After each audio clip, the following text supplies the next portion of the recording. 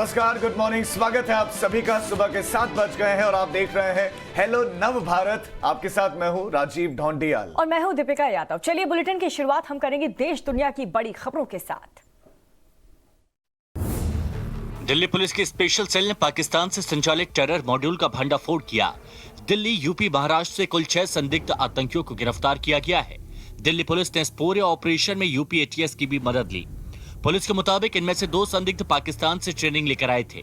जिन लोगों को पकड़ा गया है उनमें जान मोहम्मद, ओसामा, मूलचंद उर्फ लाला, जीशान, मोहम्मद अबू बकर और मोहम्मद आमिर जावेद शामिल है।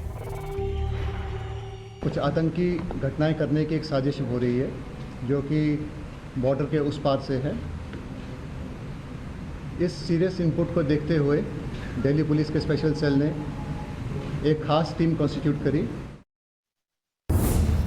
दिल्ली पुलिस की स्पेशल सेल की ओर से दावा किया गया है कि जिन 6 संदिग्ध आतंकियों को गिरफ्तार किया है, इनका इरादा त्योहारों में ब्लास्ट करने का था और इस काम में पाकिस्तान और उसकी खुफिया एजेंसी आईएसआई मदद कर रही थी।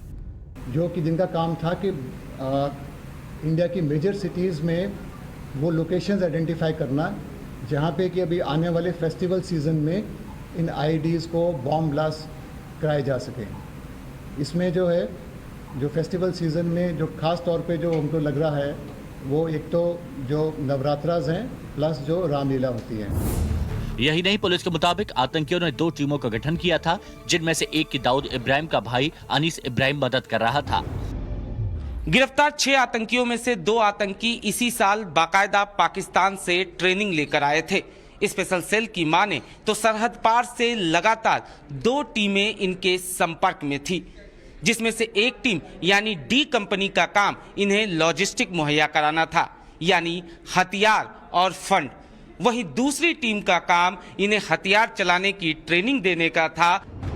दिल्ली पुलिस की स्पेशल सेल आज सभी संदिग्धों को दिल्ली के पटियाला हाउस कोर्ट में पेश करेगी और उनकी रिमांड की मांग करेगी।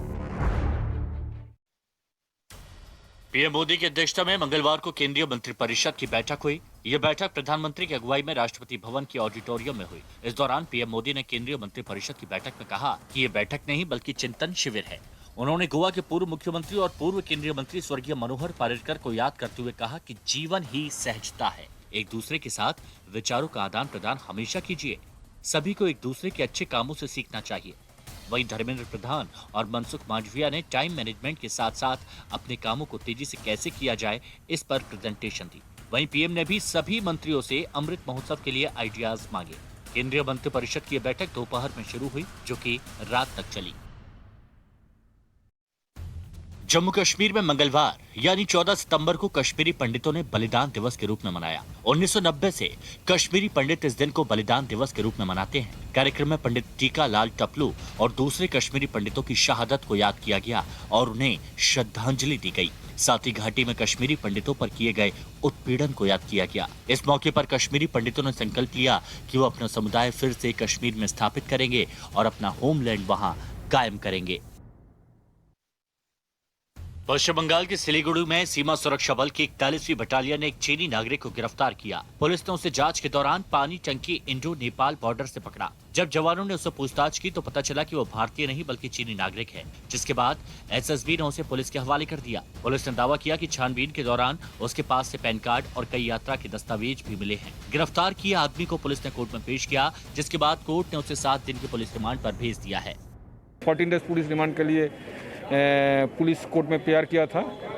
उसका ऐसा बात था जो उसका भी कोअक्यूज था और उसका एक रैकेट है इधर में। तो court after perusal of CD and other material 7 days का पीसी अलाउ किया है।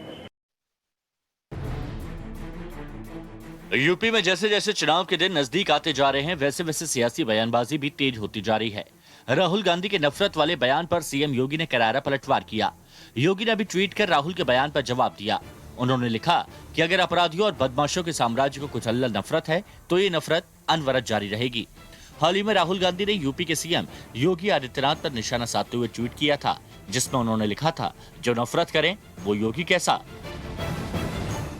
हरियाणा के गृह मंत्री अनिल विज ने किसान आंदोलन पर सवाल उठाए और बताया कि अब यह आंदोलन नहीं रहा। उन्होंने किसान आंदोलन पर बोला कि लोगों को परेशान करना, हथियारों के साथ प्रदर्शन करना आंदोलन नहीं हो सकता है, ये तो गदर हो रहा है। इसके साथ ही उन्होंने आंदोलन की परिभाषा भी बताई।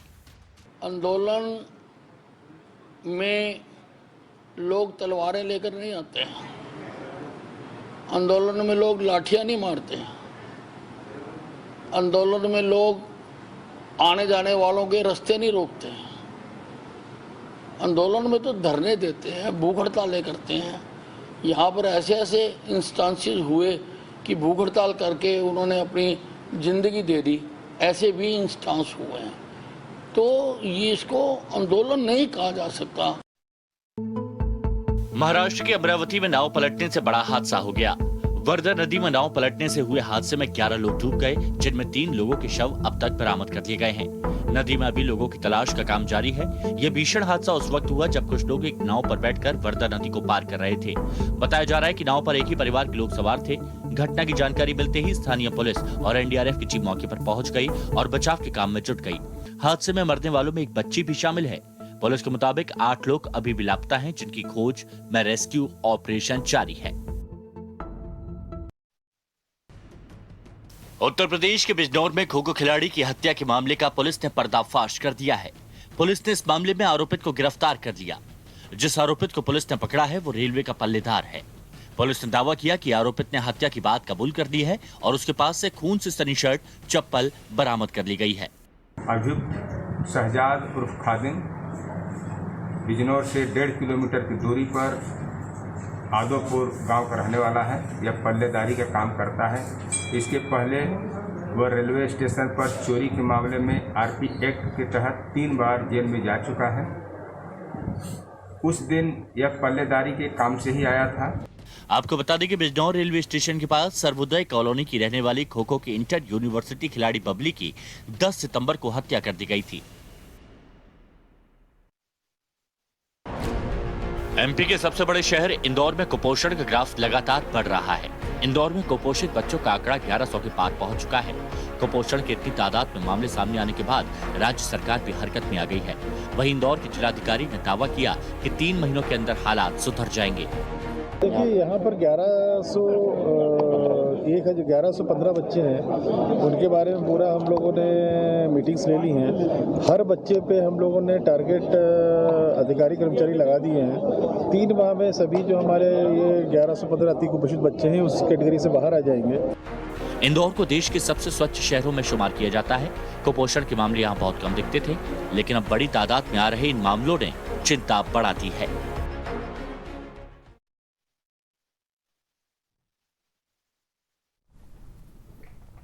और अब आगे देखिए आपके काम की खबर। अब आपको महंगा पेट्रोल डीजल खरीदने से राहत मिल सकती है। दरअसल गुड्स एंड सर्विस टैक्स पर मंत्रियों की समिति एक टैक्स रेट तय करने पर विचार करने वाली है। वित्त मंत्री निर्मला सीतारमण की अध्यक्षता वाली समिति शुक्रवार को लखनऊ में जीएसटी काउंसिल की बैठक में इस पर विचार करेगी। पेट्रोलियम पदार्थों को जीएसटी के दायरे में लाने के लिए उसके जीएसटी के सिस्टम का बदलाव करना होगा। इसके लिए जीएसटी पर मंत्रियों की समिति के 3/4 सदस्यों की मंजूरी जरूरी होगी। पेट्रोल और डीजल को जीएसटी के दायरे में लाए जाने पर 28% अधिकतम रेट होने पर भी इनके दामों में कमी आएगी। वहीं इससे सरकार को मिलने वाले राजस्व में भी कमी आएगी। गूगल पर अभी तक आप फोटो, वीडियो और जानकारी सर्च कर सकते थे। आने वाले दिनों में गूगल कोरोना वैक्सीन को लेकर भी जानकारी देने वाला है।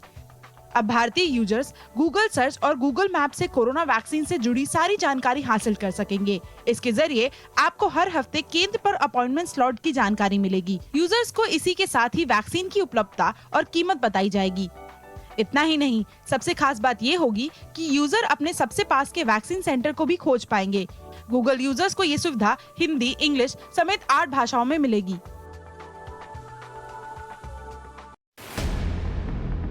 अगर आप भी हर महीने अपने बैंक अकाउंट में मिनिमम बैलेंस को मेंटेन नहीं कर पाते, तो ये खबर आपके लिए है।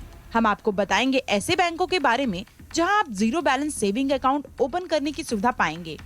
साथ ही उस पर ब्याज भी दिया जाता है। सबसे पहले स्टेट बैंक ऑफ इंडिया है, जिसमें 0 बैलेंस सेविंग अकाउंट सर्विस को basic saving bank deposit account नाम दिया गया है। इसके तहत 2.70% ब्याज दिया जाता है। HDFC अपने ग्राहकों को 3% ब्याज देता है। कोटक महिंद्रा बैंक 4% ब्याज देता है। Yes bank zero balance saving account पर ग्राहकों को 4% ब्याज देता है।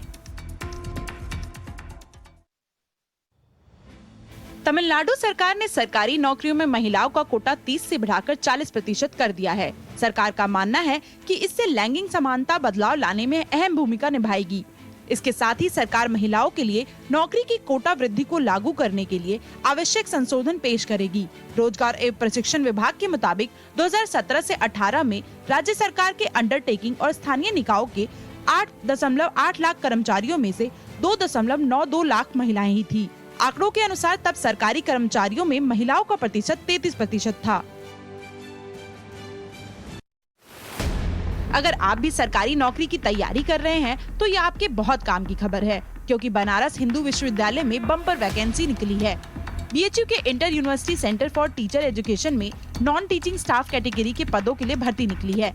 नॉन टीचिंग स्टाफ कैटेगरी पदों के लिए कुल 22 वैकेंसी है। इसके लिए आवेदन की अंतिम तिथि 30 सितंबर 2021 है। इसके लिए आवेदन inter university centre for teacher education की ऑफिशियल वेबसाइट पर जाकर करना होगा।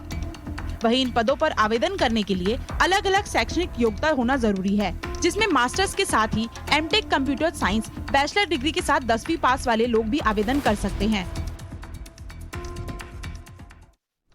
और चलिए इस वक्त एक बड़ी खबर आपको बता दें, दिल्ली, उत्तर प्रदेश और राजस्थान से गिरफ्तार सभी 6 संदिग्ध आतंकियों की आज पटियाला हाउस कोर्ट में पेशी की जाएगी। इन सभी 6 संदिग्ध आतंकवादियों की गिरफ्तारी से देश को दलाने की एक बड़ी साजिश नाकाम हुई है, उसका पर्दाफाश हुआ है। इन लोगों के आपको बता दें कि कल उत्तर प्रदेश के प्रतापगढ़, लखनऊ, रायबरेली और दिल्ली के अलावा राजस्थान में भी छापेमारी के बाद इनको गिरफ्तार किया गया था। और अभी तक की पूछताछ से ये भी पता चला है कि त्योहार के दौरान देश को धमाकों से दहलाने की साजिश ये लोग रच रहे थे और गिरफ्तार आतंकियों में 2 ने पाकिस्तान में ट्रेनिंग भी ली थी और ये बड़ी सफलता हाथ लगी है। और आज देखिए पटियाला हाउस कोर्ट में इन तमाम आतंकवादियों की पेशी होगी।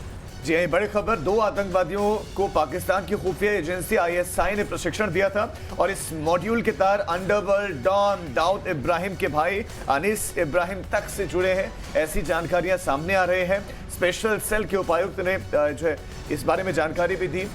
अब इनसे पूछताछ की जा रही, लगातार पूछताछ की जा रही है। इन आतंकियों को फंडिंग किसने की, कौन फंडिंग कर रहा था, क्या क्या इनकी तैयारियां थी। अब इन आतंकवादियों की निशानदेही पर पुलिस अब विस्फोटक दूसरे हथियार भी पुलिस ने अभी जब्त किए हैं। ये बड़ी खबर आपको देने, आतंकी अलग अलग हिस्सों से गिरफ्तार किए गए। तो इस वक्त की बड़ी खबर, 2 लोगों ने पाकिस्तान में ट्रेनिंग ली थी और देखिए किस हद तक की ट्रेनिंग यहाँ पर इन आतंकवादियों की दी गई थी कि वो त्योहारों से पहले, क्योंकि देखिए अब नवरात्र, दिवाली जैसे तमाम बड़े त्योहार भारत में मनाए जाने हैं और ऐसे में अभी तक की पूछताछ से ये बड़ा खुलासा हुआ है कि त्योहारों के दौरान ही देश को धमाकों से दहलाने की साजिश रची जा रही थी, एक प्लान तैयार किया जा रहा था। 6 आतंकवादी और 6 आतंकवादियों में से 2 ने तो पाकिस्तान में ट्रेनिंग ली थी, ISI ने ट्रेनिंग दी थी। यानी कि जब पाकिस्तान जाते हैं और वहां पर जिस तरह की ट्रेनिंग दी जाती है, यानी कि आदमी को फिदाइन बनाकर भेजते हैं कि कैसे आतंकवादी घटना को अंजाम देना किसी भी परिस्थिति में। प्रियांक त्रिपाठी हमारे संवाददाता इस खबर पर हमें डिटेल जानकारी देंगे। प्रियांक, सबसे पहले तो इन 6 आतंकवादियों के बारे में आप जानकारी दीजिए कि शुरुआती पूछताछ में क्या इन्होंने कोई खुलासा किया है, क्या कोई जानकारी दी है, कहां के 6 रहने वाले हैं, क्या इसमें से कोई पाकिस्तान का भी रहने वाले हैं, सभी भारत के ही हैं लेकिन ब्रेन वॉश्ड है और आतंकी गतिविधियों में लिप्त है? जी देखिए, इसमें जो 6 लोगों की गिरफ्तारी कल हुई उसमें से सबसे ज्यादा अगर खतरनाक आपको हम कहें तो उसामा और एक और शख्स है जिसकी ट्रेनिंग पाकिस्तान में हुई थी। जो दिल्ली पुलिस का कहना है कि ये लोग पहले यहाँ से मस्कट गए, मस्कट के बाद से उसके बाद से समुद्र के रास्ते ये पाकिस्तान पहुंचे, जहाँ पे एक पाकिस्तान के कैंप में इनकी ट्रेनिंग हुई।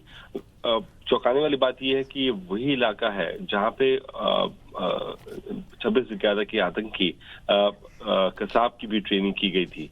उसके बाद ये लोग वहां से फिर वापस से मस्कट के रास्ते भारत में वापस प्रवेश करते हैं और यहाँ पे जो पहले से रिक्रूट्स जो थे ISI के, उनके संपर्क में आते हैं। प्रियांक, लेकिन इन सब के अलावा क्या और जानकारी मिल पा रही है, क्योंकि बड़े धमाके करने के प्लान ये लोग बना रहे थे, क्या और भी लोग इसमें शामिल हो सकते हैं?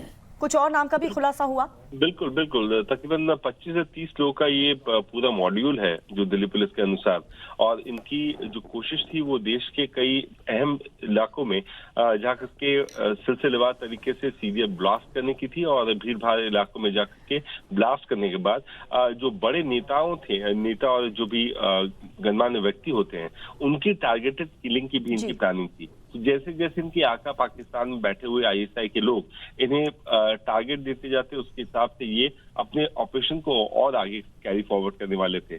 लेकिन इससे पहले कि वो कुछ कर पाते, दिल्ली पुलिस के पास एक इंटरसेप्ट आया। बिल्कुल प्रियांक, ये बहुत बड़ी सफलता दिल्ली पुलिस को हाथ लगी है। बहुत बहुत शुक्रिया प्रियांक, आप नजर बनाए रखें, लगातार आगे भी आपसे हम जानकारी लेते रहेंगे। और अगली बड़ी खबर का रुख करते हैं। जेईई मेंस के रिजल्ट घोषित हो गए हैं। जेईई मेंस में 44 छात्रों ने 100% हासिल किए हैं। जी हाँ, इस वक्त की बड़ी खबर आपको बता रहे हैं, 18 छात्रों की रैंकिंग संयुक्त रूप से एक ही रही है। जेईई मेंस के लिए परीक्षा 4 सेशन में आयोजित की गई थी। ये वाकई बड़ी खबर है। जेईई मेंस में सफल हुए 2.5 लाख छात्रों को जेईई एडवांस में बैठने का मौका मिलेगा। जेईई एडवांस की परीक्षा 3 अक्टूबर को आयोजित की जाएगी, जिसके लिए 13 सितंबर से आवेदन करना होगा। तो इस वक्त की बड़ी खबर, 18 छात्र संयुक्त रूप से नंबर 1 पर हैं। 18 छात्रों की रैंकिंग एक ही रही है। जेईई मेंस के लिए परीक्षा 4 सेशन में आयोजित की गई थी, आपको याद होगा। इसके अलावा जेईई मेंस से सफल हुए 2.5 लाख छात्रों को जेईई एडवांस में बैठने का मौका भी अब मिलेगा। 7,32,000 छात्रों ने जेईई की परीक्षा में वो बैठे थे, और अब रिजल्ट घोषित हो गया। 18 स्टूडेंट्स ने नंबर 1 रैंक हासिल की है।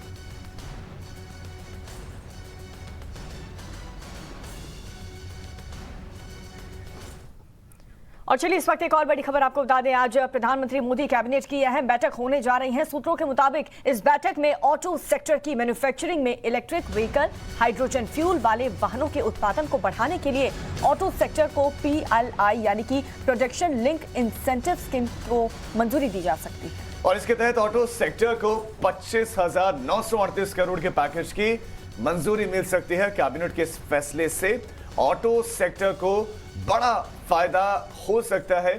कोविड लॉकडाउन के चलते इस सेक्टर पर बहुत बुरा असर पड़ा था। ऐसे में ये पैकेज बड़ी राहत दे सकता है और एक नया बूम इस सेक्टर में ला सकता है। बिल्कुल, हमने देखा कि पहले लॉकडाउन में इस सेक्टर को भारी मार पड़ी थी और दूसरे में ये उभर भी नहीं पाया, और उसके बाद एक बार फिर से दूसरा लॉकडाउन लग गया। ऐसे में बड़ी राहत आज मिलने वाली है।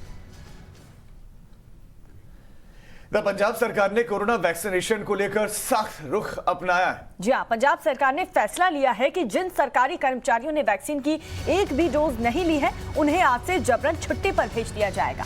मुख्यमंत्री कैप्टन अमरिंदर सिंह ने कहा है कि वैक्सीन सरकारी कर्मचारियों को लगवाने के सरकार की तरफ से कई विशेष प्रयास किए जा रहे हैं, और जो लोग वैक्सीन नहीं लगा पा रहे हैं उन्हें छुट्टी पर भेजा जा रहा है। जाहिर सी बात है, ऐसे लोगों की सैलरी पर भी इसका असर देखने को मिलेगा, क्योंकि लोग लापरवाही के तहत वैक्सीन नहीं लगवा रहे। अब उन्हें जबरदस्ती कह दिया जाएगा कि अब दफ्तर आने की जरूरत नहीं है, आप छुट्टी पर रहें। और इसके पीछे की वजह यह है, इसके पीछे का जो ये फैसला लिया गया है, वजह यह है ताकि जो लोग वैक्सीन जिन्होंने अभी तक नहीं लगवाई है वो वैक्सीन लगवा सके, क्योंकि जो कर्मचारी ऑफिस में आएगा जो वैक्सीनेटेड होगा उसके लिए खतरा है कि सामने वाले व्यक्ति ने वैक्सीन नहीं लगवाई, तो ये चिंता वाली बात। बिल्कुल। एक और बड़ी खबर आपको बता दें, मध्य प्रदेश से, जहां पर मेडिकल में आरएसएस के नेताओं की जीवनी और इंजीनियरिंग में रामायण पढ़ाए जाने के सरकार के फैसले के बाद से अब कुरान भी पढ़ाने की मांग उठी है। जी हाँ, मध्य प्रदेश में कांग्रेस नेता आरिफ मसूद ने मध्य प्रदेश सरकार की नई शिक्षा नीति के फैसलों पर सवाल उठाए, और इसके अलावा उन्होंने मांग की है कि अगर रामायण को इंजीनियरिंग में पढ़ाया जा सकता है तो फिर कुरान या फिर बाइबल को क्यों नहीं पढ़ाया जा सकता। पहले एक मंत्री बोलते हैं हम दीनदयाल चिकित्सा शिक्षा मंत्री बोलते हैं हम दीनदयाल को पढ़ाएंगे मेडिकल साइंस में, हेगड़ेवार को पढ़ाएंगे। अब इनसे पूछा जाए कि इससे क्या मेडिकल साइंस को लाभ मिलेगा, कौन सा इन पर थीसिस कोई तैयार कर लेगा, कौन सा मेडिकल साइंस में इनका डिवोशन है वो बताया जाए, वो तो जवाब इनके पास मिलेगा नहीं। सिर्फ इनको एक बकवास करना है, भाषण देना है, बोलना है, बोल के वो हट गए। तो अब उसी को मुझे लगता है कि मोहन यादव जी को लगा होगा कि अब एक ने बोल दिया तो मैं अपने विभाग का क्या करूं, तो उन्होंने कहा कि रामचरितमानस और महाभारत पढ़ाएंगे। ठीक है, पढ़ाइए आप, बहुत अच्छा है, पढ़ाइए, तो फिर आप कुरान भी पढ़ाइए। पिछले 9 महीनों से चल रहे किसान आंदोलन के लिए हरियाणा के गृह मंत्री अनिल विज ने पंजाब के मुख्यमंत्री कैप्टन अमरिंदर सिंह को जिम्मेदार ठहराया है। जी हां, अनिल विज का सीधा आरोप है कि किसानों को भड़काने और आंदोलन को जिंदा रखने के पीछे अगर किसी का हाथ है तो वो पंजाब के मुख्यमंत्री हैं। अनिल विज के मुताबिक अमरिंदर सिंह अपनी राजनीतिक महत्वाकांक्षाओं को पूरा करने के लिए इस आंदोलन को पर्दे के पीछे से समर्थन दे रहे हैं। और इतना ही नहीं, अनिल विज ने यह भी कहा कि किसानों के आंदोलन को गदर करार दिया गया है।